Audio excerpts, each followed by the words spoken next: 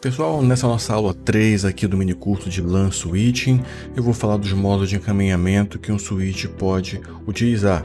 Sempre lembrando, o switch vai usar o endereço MAC de destino para ele direcionar para a porta respectiva, e com isso conseguir fazer com que o quadro chegue lá no destino. Agora, ele faz o aprendizado pelo MAC de origem. Perfeito, pessoal? Então, sem mais delongas, vamos logo para a nossa aula número 3.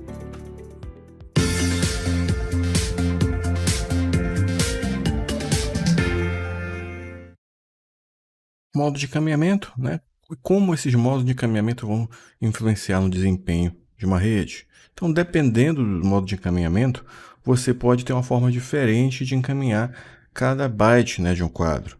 Você tem basicamente dois tipos de modos: o modo cut-through e o modo store and forward. Você reparar bem pelo nome, o nome cut-through, é um nome que vincula ao corte. Ou seja, ele corta um pedaço da mensagem, digamos assim, e ele só analisa um pedaço dela. Já o Store and Forward, o nome já deixa mais ou menos implícito. Ele armazena tudo e depois encaminha. Ou seja, ele vai acabar analisando tudo, ou seja, ele armazena na sua memória RAM tudo e depois que ele vai encaminhar. Dentro do Cut-Through, você tem dois submodos, que é o Fragment Free e também o Fast Forward. Isso, pessoal, você não consegue, pelo menos na atual versão do Cisco Packet Tracer, simular. Então, eu deixo só para vocês aqui o comando, caso vocês vão usar alguma outra aplicação mais elaborada, como um GNS3 ou IVNG. Então, se você usar no modo aqui de visualização, o Show Switching Mode, você pode verificar o modo que ele está atuando. Normalmente, pessoal, pela minha experiência prática, você vai estar atuando aí no Cut-Through. Mas vamos explicar melhor ele e depois a gente volta nesse assunto.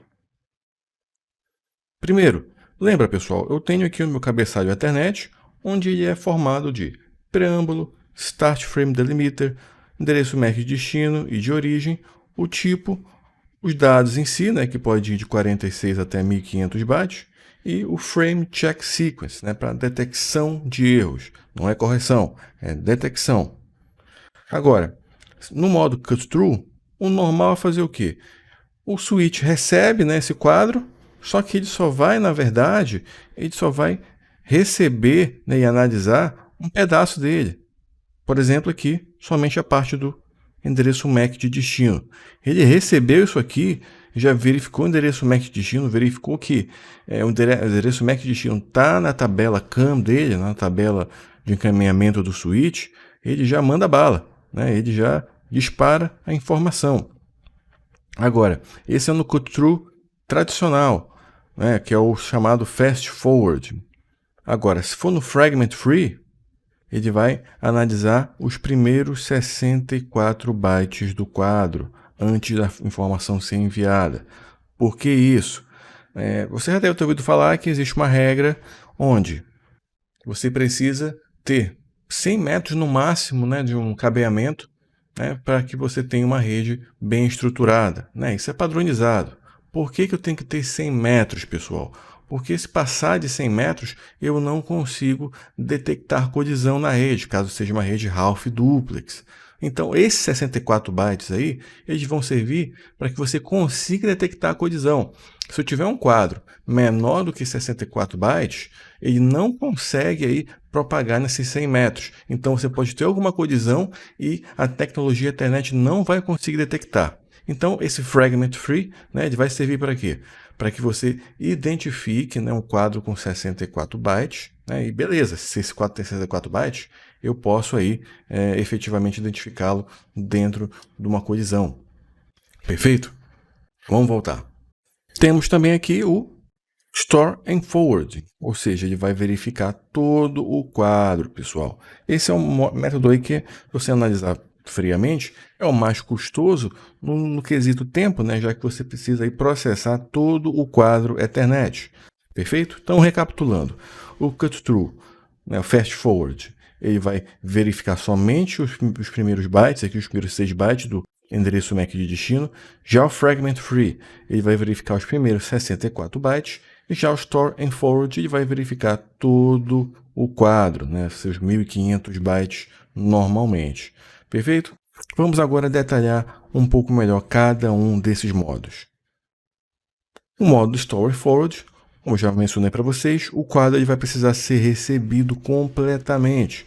E depois que a gente recebe ele, você vai checar o Frame Check Sequence, né, o FCS, para verificar o quê? A sua integridade. Se esse Frame Check Sequence não estiver batendo, né, com o Frame Check Sequence que foi enviado, né, ou seja, você identifica um erro no pacote, no quadro. Perfeito? Então, com isso, você vai descartá-lo. O problema do Store and Forward, né, como já mencionei, é que já vai acabar gerando mais latência, né, pessoal? Você vai verificar um quadro inteiro, né? E já te adianto uma coisa.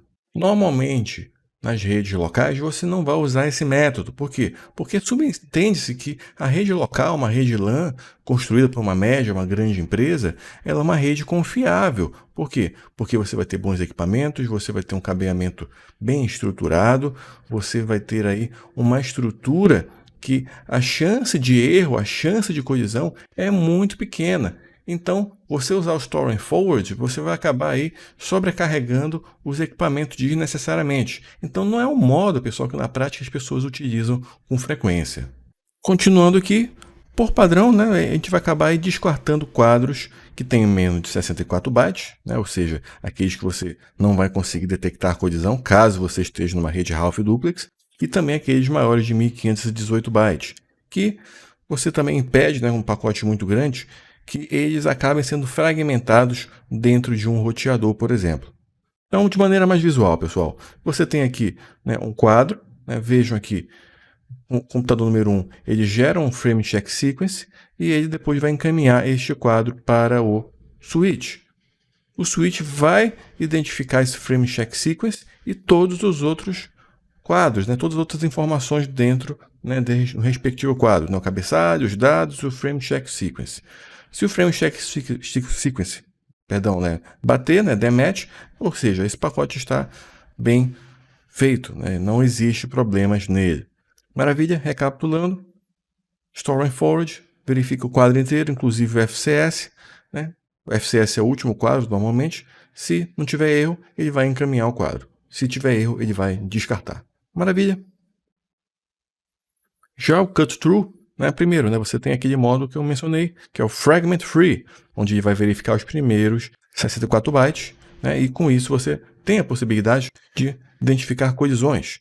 Perfeito? Se você tiver você não verificar os primeiros 64 bytes, a chance de você detectar colisão é menor, né? Sendo que um pacote menor que 64 bytes também pode ocorrer, né, de você não conseguir detectar essa colisão, né, caso você aí esteja com uma rede no limite lá dos 100 metros de cabeamento.